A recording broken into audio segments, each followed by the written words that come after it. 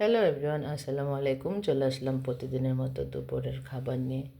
তো গাইজ, আজ দুপুরে আমার কি খাবার মেনু ছিল আপনাদের সাথে শেয়ার করার জন্য চলে আসলাম। আশা করি ভাই বোনরা সবাই ভালো আছেন।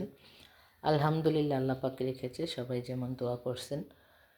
তো শুরু করতেছি কি রান্না করেছি। আপনারা দেখতেই পাচ্ছেন, সাদা ভাত, আর এখানে আছে গরুর গোশ, সাথে কিন্তু একটু কলিজা মিক্সড করে দিয়েছি। আমি আবার ছিনার গোশ পছন্দ করি, তো কলিজা আসলে মিক্সড করে দিই শাশুড়ি মায়ের জন্য। সে আসলে বুড়া মানুষ খেতে পারে না, তো কলিজাটা একটু নরম হলে খেতে পারে।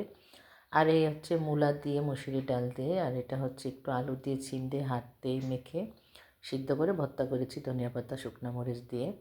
অসাধারণ লাগে এই ভর্তাটা, আমার কাছে খুবই ইয়ামি হয়, আমার কাছে খুব চমৎকার লাগে। আপনাদের কার কার কাছে ভালো লাগে? আমার রান্নাটা কেমন হয়েছে অবশ্যই লাইক কমেন্ট শেয়ার করতে বলবেন না গাইজ। সবাই আমার পেজটাকে বেশি বেশি ফলো দেবেন। আজকে একদমই ঝোল রাখিনি এবং আলু দিনে একদম ভুনা ভুনা করেছি। তো এভাবে খেতে ইচ্ছে করলো, তাই এরকমভাবে রান্না করলাম। এক এক সময় এক এক সিস্টেমে রান্না করে খেতে হয়। তো আজকের মতো আল্লাহ হাফিজ।